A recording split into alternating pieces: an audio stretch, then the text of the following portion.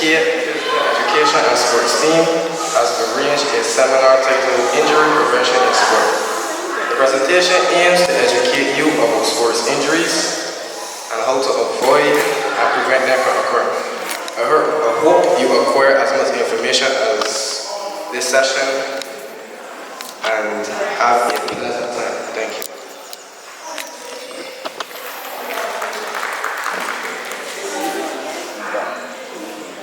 Alright, so due to the time crunch that we're on, I'm going to allow Mr. CD to come and speak to y'all, give his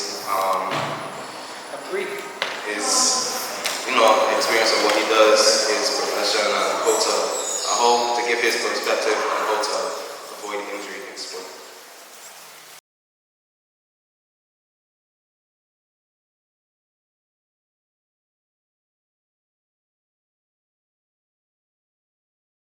So today I was asked to speak a bit about the psychology of injury. All of your athletes, have many of you been injured before? Yes, show a hand. Very nice. Anybody feel as though they're like always injured? Or injured often? That's you? Okay. Alright, so what I want to do is I'm going to read a section of a case study of an athlete just like you guys. And as you listen to the case study, it's really short. I want to get from you what you would have done better to avoid injury and to manage the mindset around recovering from injury. Because certain things happen when you're injured, which we're going to talk about really quickly, and to give you some tools to help you to move through that process in a healthier and happier way. So I'll just read the excerpt. I'm not reading the whole thing. This is from an athlete, Susan. She's an elite basketballer, transitioning from high school to college. All right, and this is what she says about her injury. I thought I was invincible until this happened. So she sustained an ACL injury. You can take notes if you want. So these are her words. I thought I was invincible until this happened, said the highly recruited high school All-American female basketball player after she had torn her ACL during the first practice session of the season, her freshman year in college. The first practice session she got.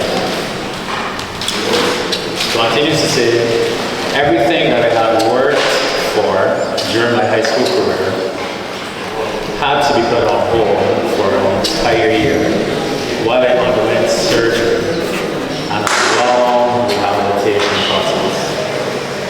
The local press, because remember she was a highly recruited athlete, so the local press now focused on what the varsity team had lost because of my injury, rather than on the positive expectations of the contribution to the success of the college program. Instead of going to practice every day, I was working on my rehabilitation away from my teammates. My appetite changed. I felt agitated during the time of the day when my team practiced, and I lost focus on why I was at college. Does any of this sound familiar to any of you who are experiencing it? Not to that extent. But so tell me a little bit about what you're trying to do. Did you feel separated from your team? So tell me a little bit about what was going on. Started getting training, getting home, and just do nothing. That's a lot of you chilling. Yeah. All right. What else? What else happened? I guess it was pretty volleyball. Everybody's got crucial fit, so I guess even though I couldn't think that the team. Alright, so let on the team. So you got injured, you felt as though you were letting on the team because something happened that you had absolutely no control. Right? Anybody else? Some people, they play in their sport, and they got hockey players for that. Not being able to play is maintain the double. Yeah, not happened to anybody else? Yeah, me for sure. Whoever get injured is the most miserable person in the world, right? Anybody else feels miserable when you get injured and get hurt? Alright, so I'm not alone. Alright, so it's agreed that some things happen to us psychologically. Right? Agreed? Alright, so instead of going through these, I'll do this. I'm going to give you some strategies to help you manage. Now, certain people are still managing injuries. So I'm just going to give you some pointers to help you to navigate should you get injured again. Alright? So, in fact, a way to accelerate your healing is through using visualization. You've heard about that before, right? Using your imagination to help you. So how I'm going to do this today, without going through, I'm going to give you an activity to do to show you how powerful your mind is, so that when you link it to healing whatever injury you have. Alright, so this is a pendulum.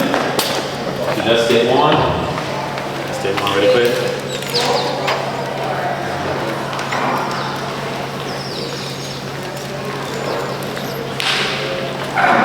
Take it on the bag. Okay. But here's the deal. So we're talking about imagery, right? How we can use imagery to heal. What the purpose of this. So write this down. This is based on a theory called the psycho. I'm going to test to see who spelled this word right. Now, the psycho, neuro. Hold on. Long word. Psycho, neuro, muscular. That's one word. And the second word is theory. So psycho, neuromuscular theory.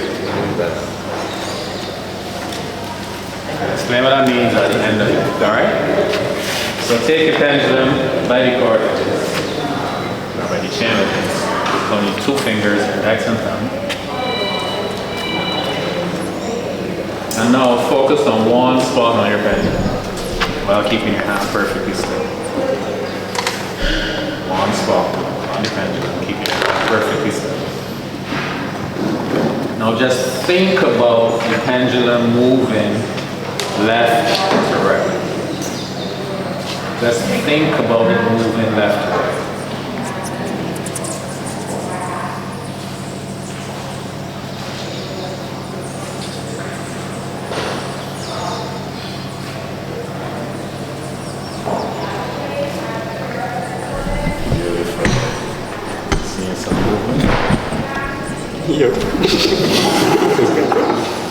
Cool, right?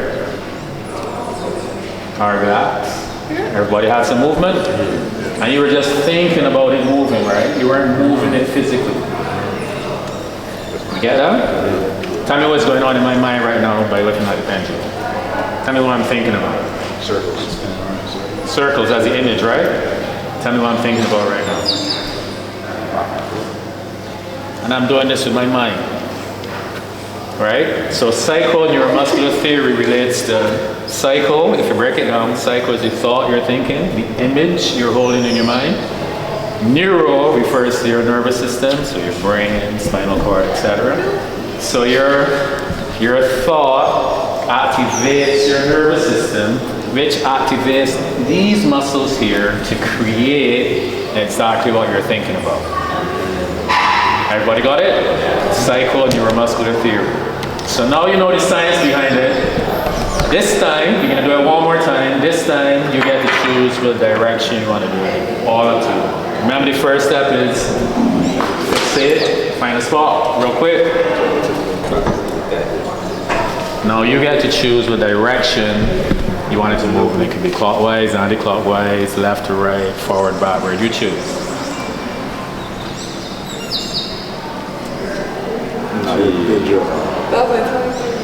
The image is clear. The image is clear. It's going to respond. Nothing else in your mind but the image.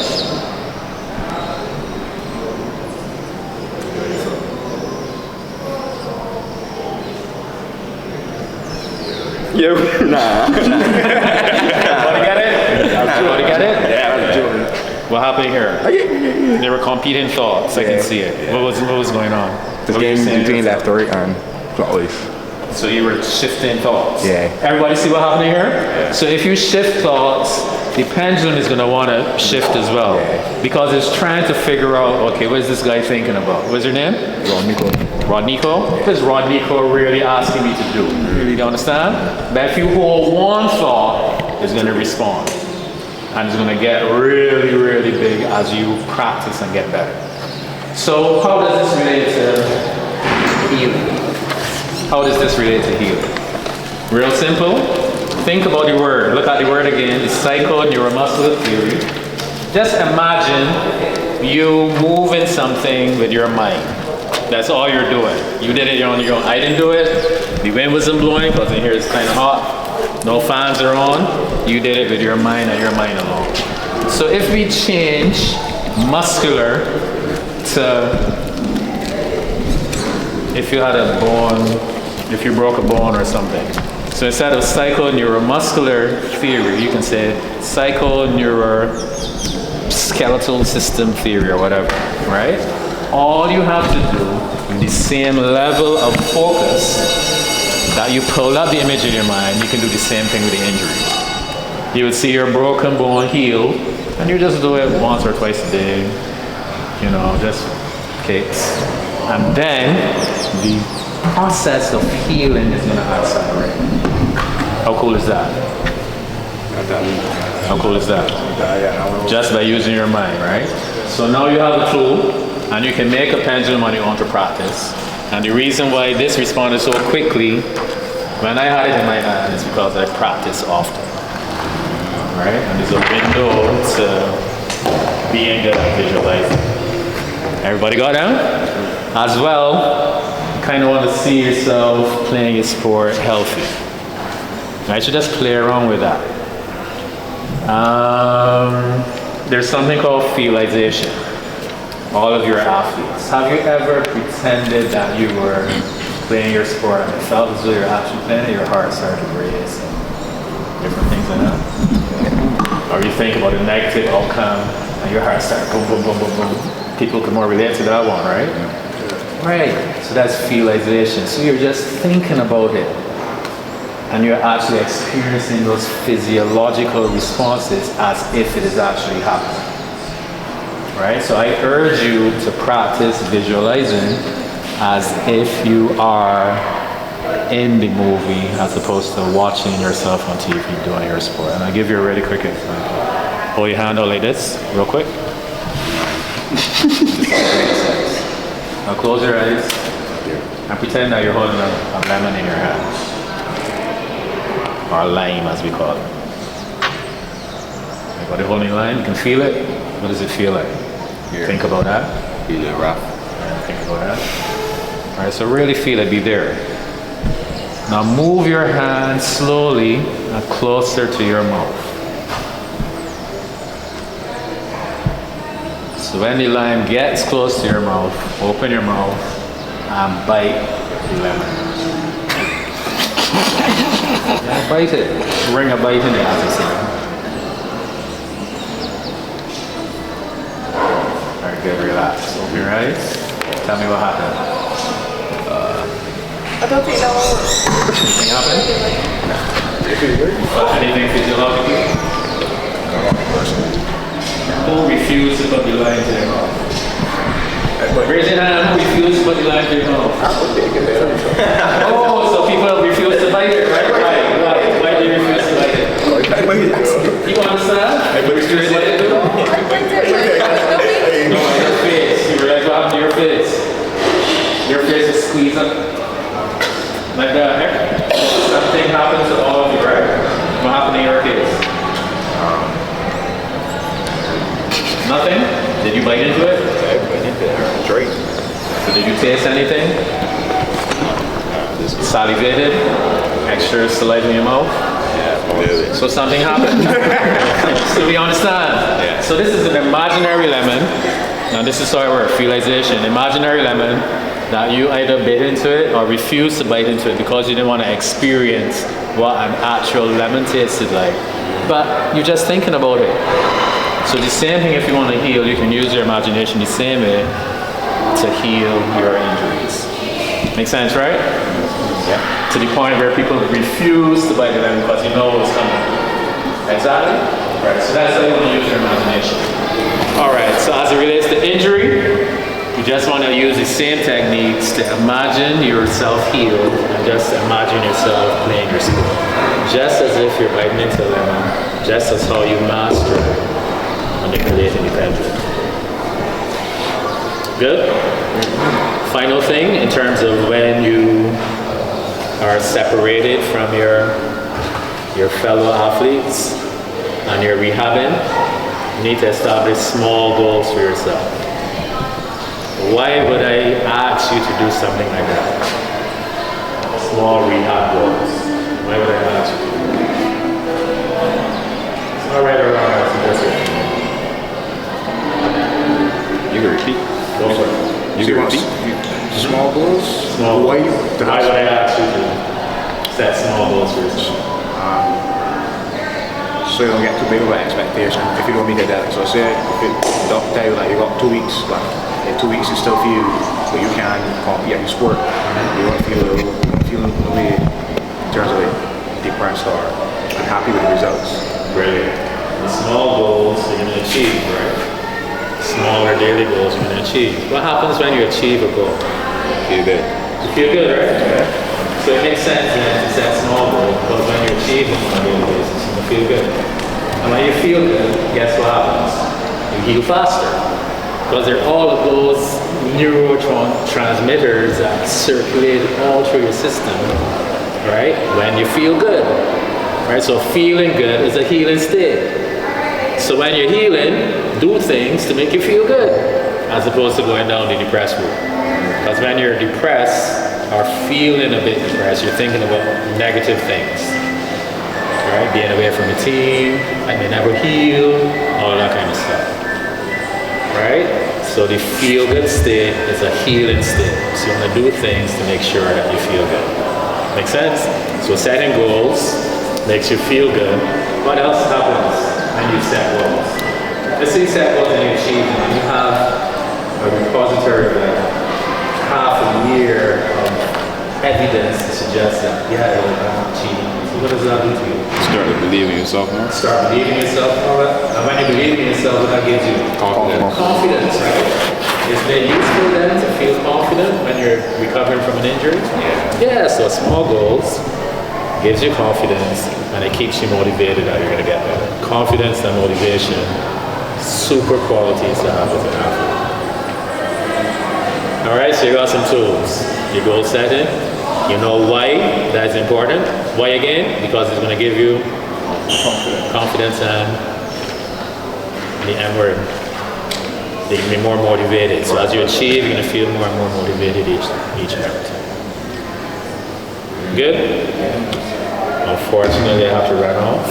We had a whole thing planned, but what I'll do, I'll send my slides to the PE teacher. Make sure you get them.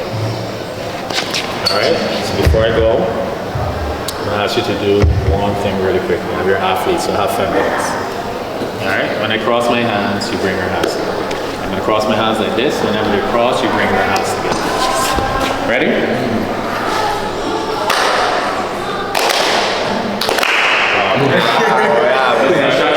Go again. Where's the instruction? When you cross, bring your hands together. All right, so let's go again. Ready?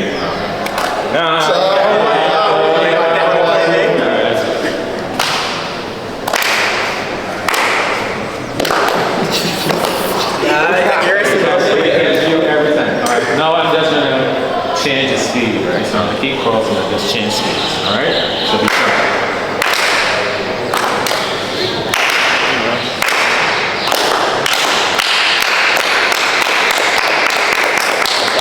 Thank you very much for being attentive today. Short session. I didn't want to leave without giving you something. All right, have a fantastic seminar. You too.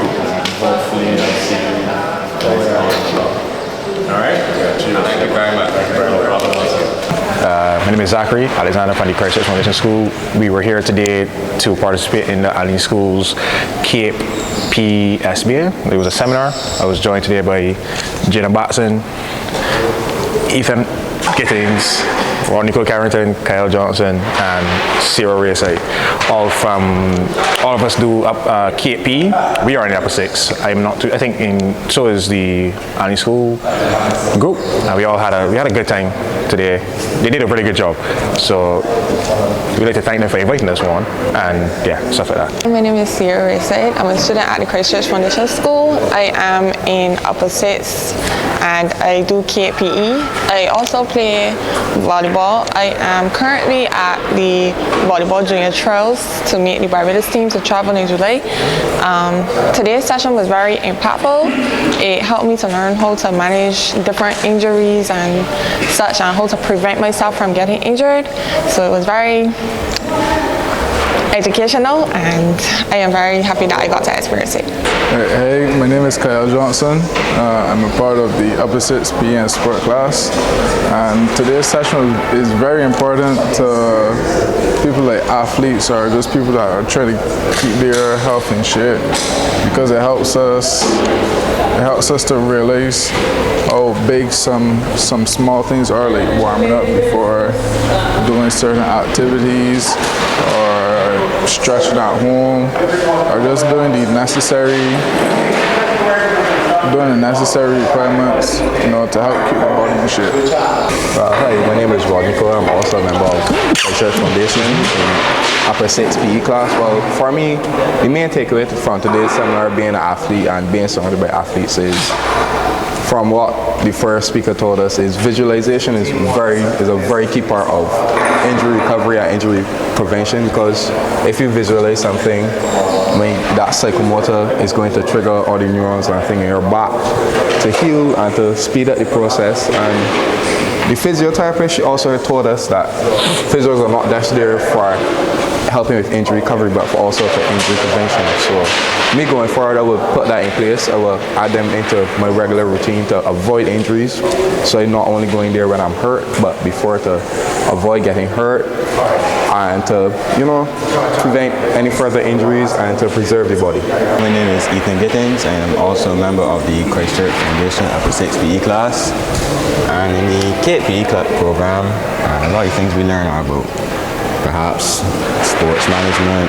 We learn about the muscles, the body, and a lot of these things can become useful in terms of my career path, because let's say I want to become a sports event manager. That will teach me how to manage facilities, manage equipment, allocate roles to different people, how to gain sponsorship. Or let's say I wanted to go down the road of becoming a physiotherapist. We learn about all the muscles in the body, how they work, what their functions. So this can easily help me in terms of my career path. My name is Jenna Batson. Today was a very fun experience for me and the class, the Upper 6-2 class, the Upper 6 PE class. I think it's all important to learn about these injury prevention and how to cope with it, because all of us here are athletes to some extent. And just like Healy Emmanuel Turney, I am also a volleyballer, so his experience can also relate to me. And I feel like it's just important to learn about these things in general. And I feel like our participation was very excellent today, and I would like to see things like these happen again in the future. All right, I would like to thank him for, I see when I got you doing one of the activities or whatever. Y'all have fun? We? Yeah. That's what I like to hear. Next, I would like to introduce Ms. Chantelle. She is going to come and talk to you and give her perspective on how to avoid injury in sport. Today's session seems to be on injury prevention, and my duty is to tell you about physical therapy and our role in injury prevention and rehabilitation. So physiotherapy was birthed out of the need to rehab athletes and patients in the hospital back to their full strength and optimal fitness in order to perform well in sports and in life. So physical therapy or physical therapists don't only cater to athletes, they also cater to persons in the hospital. It doesn't only cater to athletes, they also treat patients in the hospital who would have been recovering from illnesses. But in the sports fraternity, athletes can become injured and deconditioned, and our role as physical therapists would be to help strengthen your muscles and prevent further injury. Even though it can be rehabilitated, we also play a major role in prevention, because you don't only have to come to physio when you're injured. You can come before in order to find out which muscles have overactivity or which muscles in your body are underperforming, in order to spot those problems early and then rehabilitate you so that you don't get like a major injury like a sprain or a tear. So I have worked with netball and hockey and football and a little bit of track on field. So the common injuries that you see are like tears, sprains, and strains. What's the difference between a sprain and a strain? Yeah. I feel a sprain more serious. A sprain is more serious than a strain. You got it out of there. I know.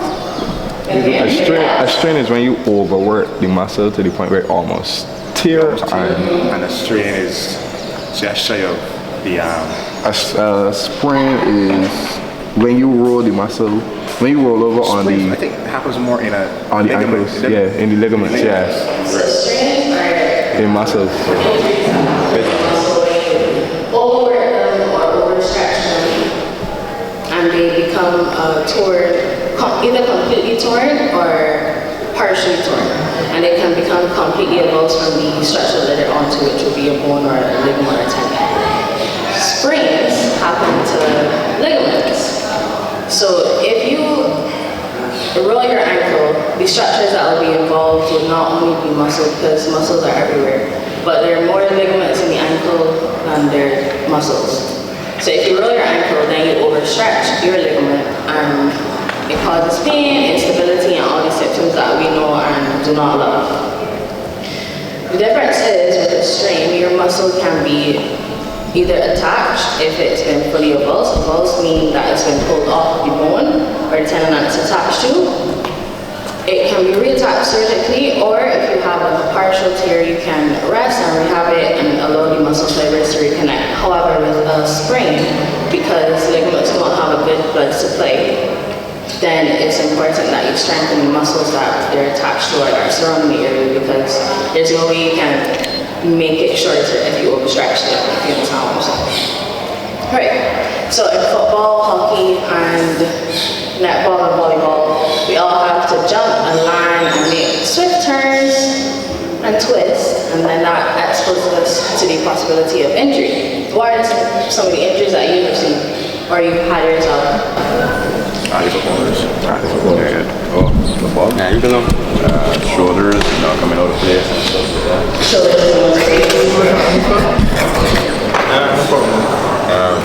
Growing injuries. Okay, and what do you think some of those injuries would have happened? What's the best reason you can concoct in your brain? I would say like bad movements. Yeah. Not training muscles.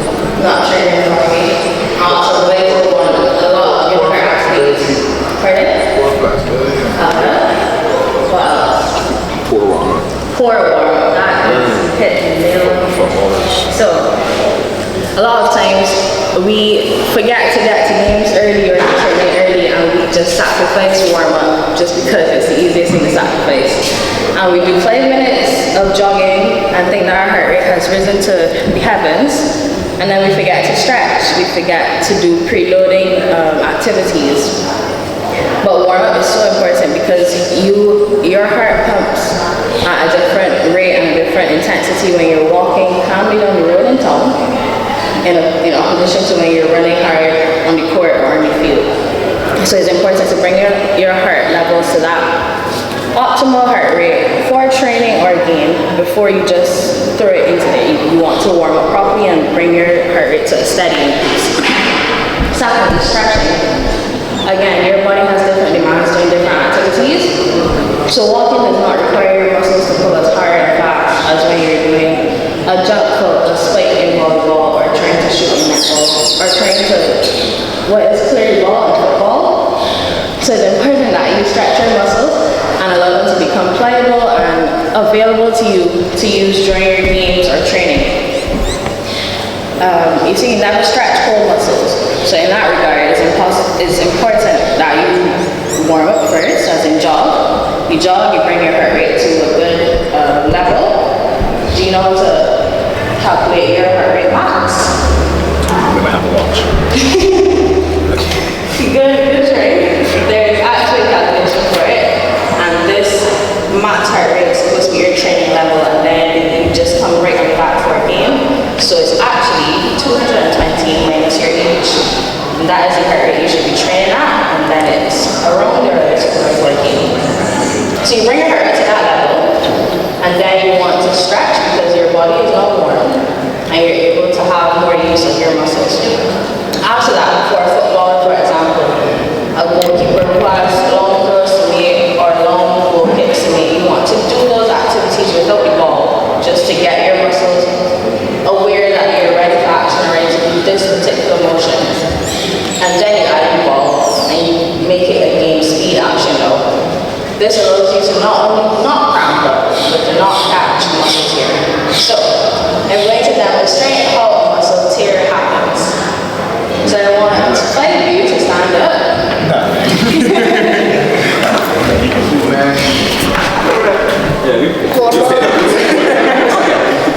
So you're going to interlock hands, just like this. So make our race. Great. So now you're going to move back and forth. I get the biggest. So step forward. Step forward. Move back. Move left and right. We got this side.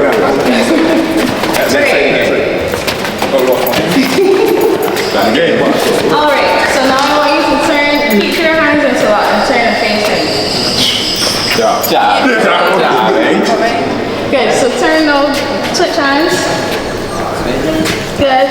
No, just you. Good. And turn and face him. And put one of your feet between his feet. Good. And now you try and hold on to his left hand, your right hand. Mấy hỏi mấy mấy cái logo. Now try to move left and right. No.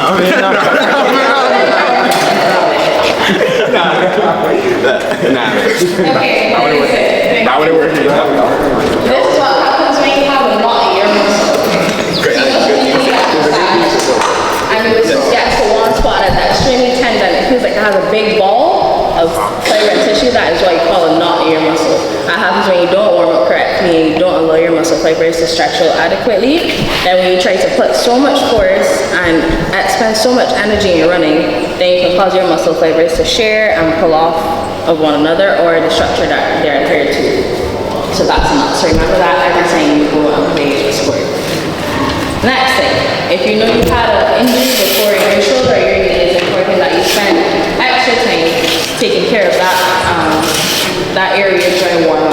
If you know you have had a shoulder injury before, you cannot expect to go into the same warm-up that everybody who is normal or who has not had an injury to do. It's not going to work for you. So you're going to spend extra time doing some mobilization, some extra stretching, maybe some muscle activation with a resistance band, all in a great effort to prevent your injury in your hand. The next thing is protection.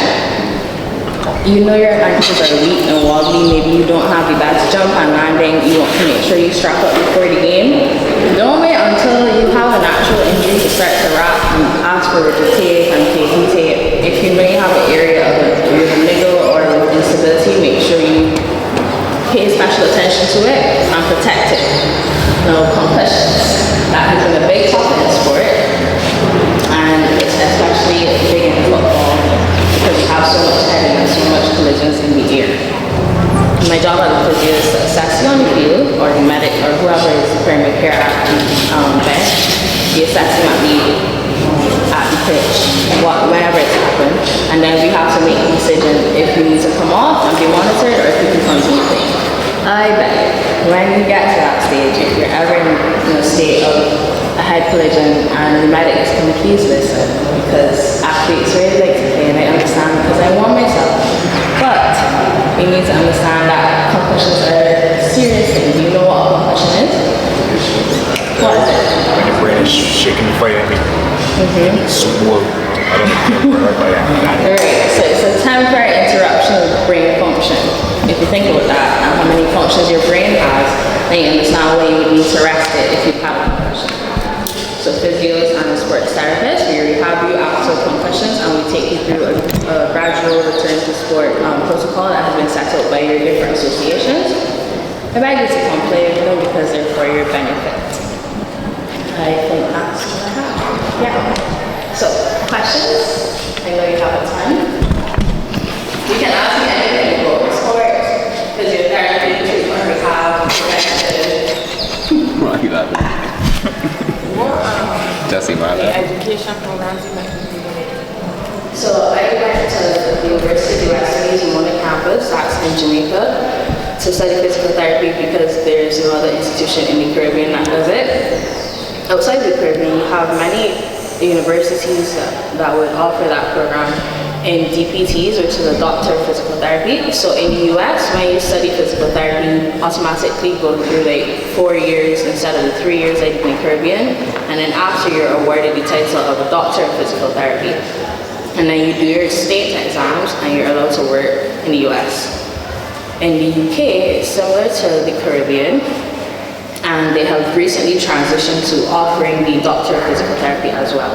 However, since I studied in the Caribbean, I would have to do a transitional DPT, which is 1 year at any university that offers it. So right now I just have a bachelor's, but other persons who would have studied outside the Caribbean would have a doctor of physical therapy. It's the same education, it's just a different degree. So you have to have, I think, 3 sciences or 2 sciences and 5 CXCs. But yeah, that's it. Next question. What made you get into physiotherapy? Okay, so my brother is a cricketer and I've been playing netball since I was 11 and I'm quite flexible, so I always roll my ankle. I always had some injury somewhere. Maybe you've had it too. Right, so I was very interested in rehabbing injuries. I wanted to make a difference with athletes who get injuries regularly because I could not understand why I was always rolling my ankle.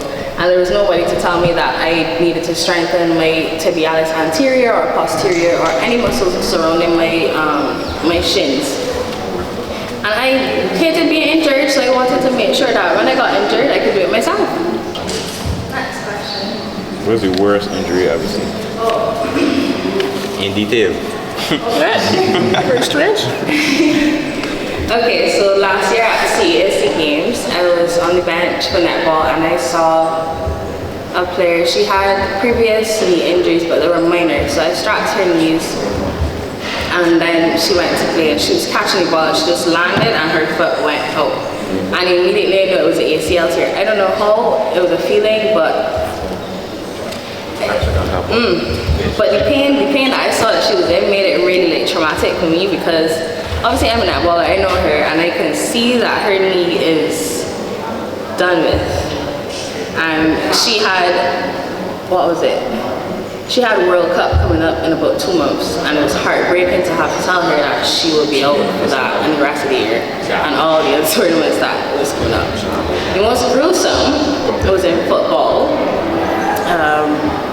2 actually. One was both were head collisions, but one had a very large open gash right here. And as a primary care, I could not just tell him, good luck, buddy. He had to pad it up and put like styrene strips to close up the wound, clean it, what's not, and then refer him to the hospital.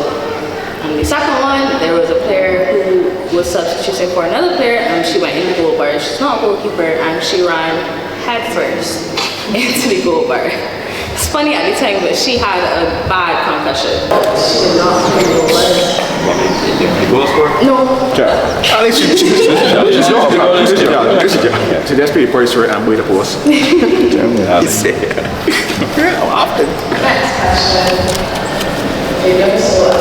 How long does it take to recover from the ACL? From ACL tear? Most studies show that you should take at least a year. just one, after surgery, have a long process that you need to go through to reduce swelling and then to increase. What exactly happened? The one in the middle of the knee work is gone. Do you want to speak into the mic yourself? No. It's work. It's connected the femur to the tibia work. It's a small little piece of muscle. It gone. It's not why I still need the money. It's tear right here, it's first. So as you correctly stated, between your femur and your tibia, you have some ligaments around your knee that help to keep it stable. So in the middle of the joint, like literally in between the joint, you have two that cross. One stops forward movement and one stops backward movement. So the anterior cruciate ligament stops your tibia from translating forward on your femur. So it helps to fit directly in the middle. When she landed, can I borrow your hands?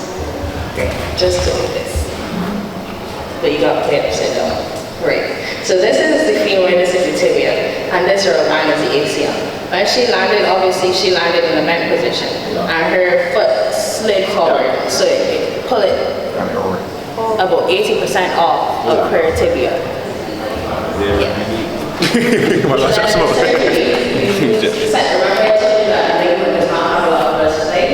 So they use a small piece of tissue for her tight to mend it onto the torn part of her ACL and reattach it back onto the bone. So then in that process, after surgery, obviously there's a lot of swelling and there's a lot of pain. You want to reduce pain, reduce swelling, and then you have to start to try to bend the knee again. That process is the most tedious process because you don't want to overstretch the ligament again and make it unstable. But at the same time, you cannot allow the swelling to stay and make the joint stiff. And obviously she's a young athlete, we want her to return to sports. So we have to make sure we have a fine balance between pushing her through the pain and still protecting the structures. After the range of motion, you have to learn to walk independently again and prevent injuries on the opposite foot. Because imagine you're on one foot walking for about 3 months. That foot must become tired and overworked, and you must have developed an abnormal walking pattern. So you want to not only take care of the injured foot, but you have to take care of the foot that's bearing all the weight now. After that, after you walk independently, you have to start loading the foot with things like quick walking and jogging, returning to running. Jumping is the most difficult part for athletes mentally because you just injure your foot in that same exact way. And it's a really tough psychological thing to go through when you have to return to something that injured you and caused you so much pain. So as physios, you don't only have to be a physio, you have to be a mentor. Sometimes you have to be a psychologist, a nurse, a father, a mother, an aunt, a brother, a sister, a friend, and sometimes a soldier to your patients. So if you decide to become a physio, just remember that it's all encompassing. You haven't asked a question yet. Me? Yeah, it's really reverse injury. Yeah, I got one. Alright, so like, throughout all sports, what is the most common movement that would cause an ACL tear? Change direction. Yeah. Sudden change. Change direction for sure. That's a big one. That's what I was about to say. I haven't heard from you yet. Hey, you hear from me twice? Yes, you want to hear me? One more time. So You want a little thing to think? And give it a thing to think. What would you suggest be that the optimal time you would warm up for would be optimal? What would you recommend the optimal time to warm up for like any sport? Any recommended specific activity? Well, I think it depends most on your fitness level and the injuries that you would have had before, and then the demand on your sport. So if you're playing say tennis, for example, on a short match, I can't expect you to spend an hour warming up at the same hour that a footballer who's running, a midfielder that has the whole field to run, I wouldn't expect you to spend the same time or do the same things warming up. So ideally, I would say if you're accustomed training and going on a treadmill for say 20 minutes, I would say to do the same 20 minutes and do different things in 20 minutes. So the first 5 might just be a jog up and down the field. For me, for netball, it would just be a jog up and down the court, and then you might want to add in some high knees to start to get your body into it and increase your heart rate. Then you might want to do sprints. But I might be fitter than you are, and I might take a little less time to get to my optimal muscle activation time than you would. So I would say it depends on your fitness, and as time goes on, you get to know your body and you get to know when you feel ready for activity. But you should not be ready in 5 minutes. What if I want to warm up, big man? Hey, warm up. You don't warm up, man. You all warm up. A warm-up is not an inverse. A warm-up is not only a 10 inverse. Yeah, you stretch too. Nah, you just touch your toes and all. Right, right. The back you hamstring. The back you hamstring. And when you touch your toes, that way. But your hamstring back. For any warm-up, you need to know what muscles you're going to use, because for netballers, I'm not going to spend 1,000 hours warming up my tibialis anterior because I'm a goal shooter. So I just stand up in the circle and I get the ball in tall. I hardly have to run. So I will spend time putting up the ball and exercising this small muscle here, because this is the muscle that helps me to shoot well and to flick my wrist powerfully. If you are a goalkeeper, I don't expect you to spend the entire warm-up session sprinting back and forth. Yes, that's important and it's something that you should do, but I would also expect you to spend time doing your overhead throws, getting the resistance band. So for example, get somebody behind you to hold the resistance band and you go forward just to get the muscles in the front compartment of your hand activated, so that when you go to throw the ball, your muscles are not caught off guard. So it's important to know the muscles you use.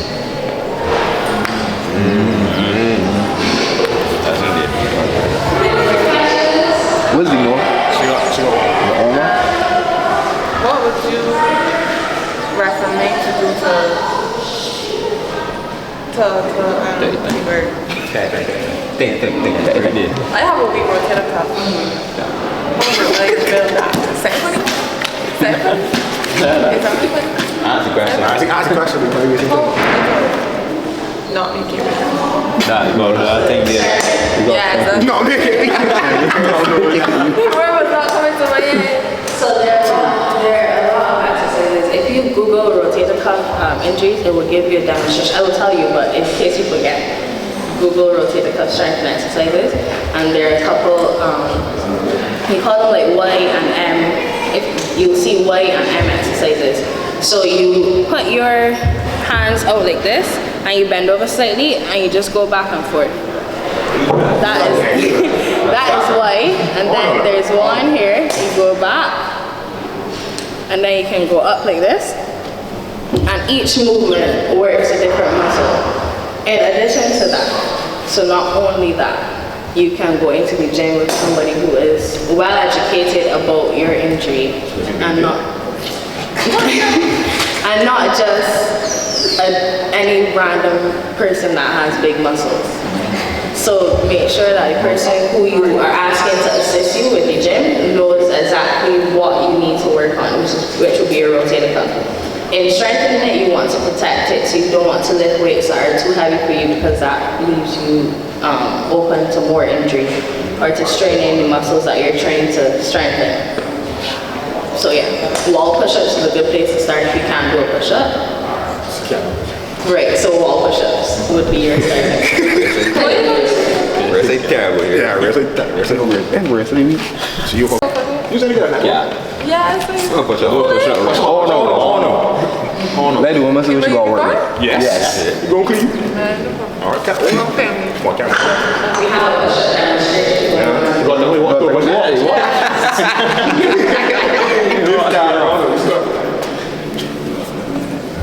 Lord, I love that. And that would be your 1 rep max. That was fun. Okay, is the question bank empty? Yeah, what do you think? What you got? What's the hardest athletic group to work with? Like, you know, you got footballers, you got the volleyballers, you got the track people, you got the netballers. Which is the most difficult to work with? Well, Footballers.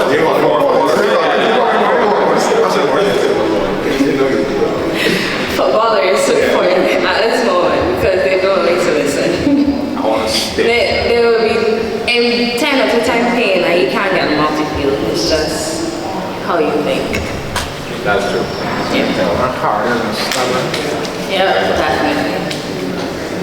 All the stuff like a board here. Yeah, boy. I got a question. Yes. So you said that like, during your job you gotta be a friend, mother, all that. So like, what you would say is the most like difficult part though? Yeah. Them not meeting their goals anytime that they think they should meet them. So you as a therapist, you would understand that there are many other factors that play into a person's rehab, like mental health, physical health, financial stability, all of those things. So as long as a person's mind is not completely settled, your body responds just how your mind is. So if you're stressed, if you are frustrated, it shows in how you recover. So for the ACL person, for example, rehab is not a straight line. You always have ups and downs, and some days you may be able to do 10 sprints, and then another day you may be having an off day with your knee and only be able to do 5, and that one change in their ability would set them back so far mentally that we have to start right over that phase. And then you have to explain constantly to them that this is part of it, it's not linear, it comes and goes. You have to just be patient and graceful with yourself and allow your body and your mind to heal how it wants to. All the meanwhile still helping them through the exercise and ensuring that they know it's important. That even though you have this frustrated mindset, you still have to do your exercise at home. Because it's one thing to do your exercise in the clinic when you have myself or somebody else looking down your back or your neck and making sure you do the reps properly, but then at home, and that discipline has to come into play. You have to be really mentally strong in order to get your patient to do what they need to do at home. Discipline. Discipline, fellas. I really say. Discipline. To play off of what Ethan asked, like, what's the fastest you ever get about somebody from a major injury? Because I ain't gonna lie, I see people had massive like grade 2 and grade 3 strengths and a back running within like 2 weeks, like max sprinting. Well, I didn't know grade 2 sprint or grade 3 sprint then. It may have seemed more significant than it actually was. Maybe that is the case, because I do not believe in putting somebody back on the track just for the sake of competing in that competition, because most times you guys are like 18, max 21. You have so much life and so much athletic career to go after that one injury and after that one event. If I rehab you fast and quickly and you're not fully recovered, then you're compromising the rest of your career. So I would not advocate for a quick rehab just to get you back on the track for BSAP, for example. So to answer your question, maybe 3-ish months from like a terrible strain. And then even after that, you still get pain sometimes if you don't warm up properly.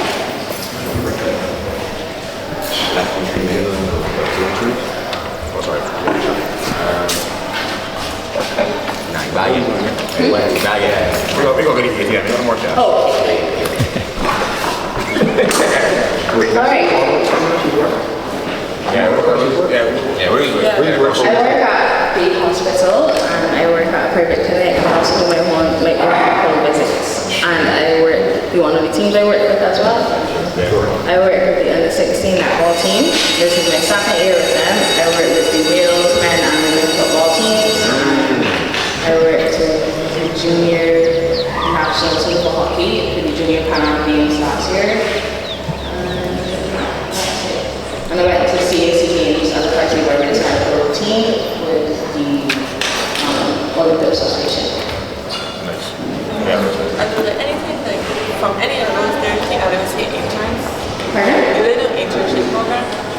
For people? I think the clinics would be more open to that. It's quite difficult to do internships at the hospital if you're not in school.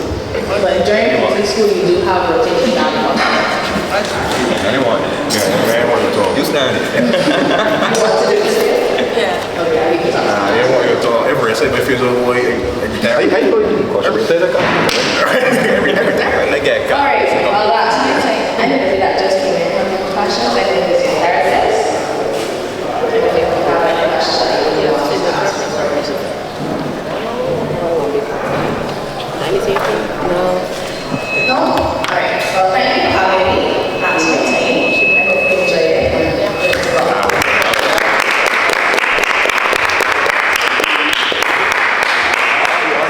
On behalf of the sixth form EK class at the Alleyne School, I would like to thank you for speaking to those in attendance on the topic of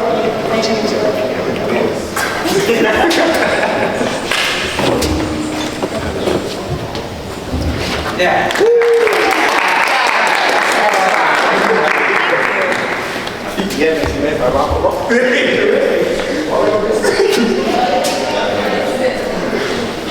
We are going to have a brief break, so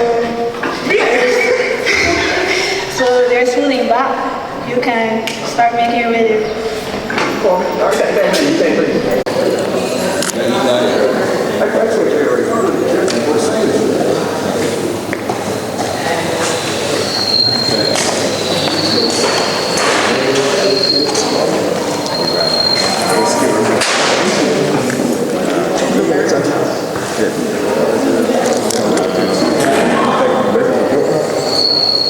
I can go off the screen.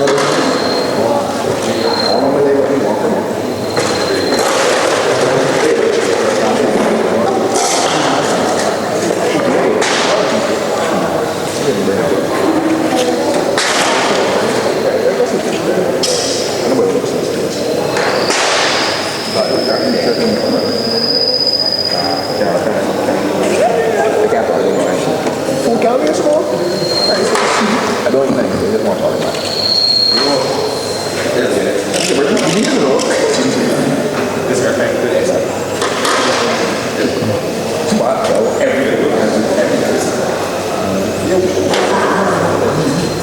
My name is Chantelle Brathwaite. I'm a physical therapist, and physiotherapy is about the rehabilitation and prevention of injuries in athletes and other persons. Today's session was about injury prevention, and it was super important for me to get this information out to these young athletes, because so often in sports we see teenagers or young adult athletes involved in high-level sports who do not know how to take care of their injuries or even prevent them.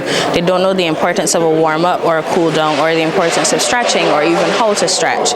So for me to talk to these CAPE students here, it was my way of preventing injuries in adult athletes for the future, so that our future athletes don't acquire so many injuries and so many breakdown in performances. As a professional, I want to improve the way our athletes train, and I want to treat them as professionals. And in treating them like professionals, it includes education and making sure that they have enough knowledge in order to prevent the majority of injuries that we see commonly nowadays. What inspired me to become a physical therapist is the fact that I've been an athlete for almost 12 years of my life. I grew up watching my brother play cricket and go through injuries, major injuries that would have stunted his performance, and I wanted to be a part of his recovery. I wanted to know how to help him to get back on the field, how to stop the next injury. I wanted to stop myself from having injuries and be able to rehab myself. And then when I realized the amount of mental turmoil that athletes go through, I wanted to be there and be present in their recovery. I wanted to help persons. Helping people brings me so much joy, and I wanted to be there. I wanted to be present, and this is the profession I chose, and this is a profession that is meant for me. What is your assessment of the students' interaction with you during today's session?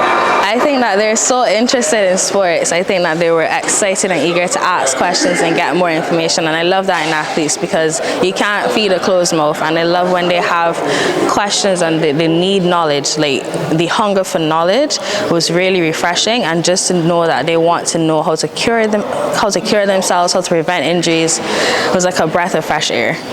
What advice would you give to young athletes like these as they look towards the future in the area of physical education and in the area of sports? I would say to garner as much knowledge as you can. Research things, don't wait for information to come to you. I would advise them to seek it out. The only way you can have an opinion on things is if you know different sides of the story, and if you seek advice from one person or one party every time you need it, then you have no clue what to do with it or where to put it. If you look for it yourself and you have different ideas, then you're able to put together an opinion on things, and that opinion would help you to decide how you need to treat yourself, how you need to prevent your injuries, who you need to go to, who you need to not go to. And then additionally, I would advise them to please stretch and take care of your bodies from young, because how you take care of your body now is how your body responds to your athletic career in the future.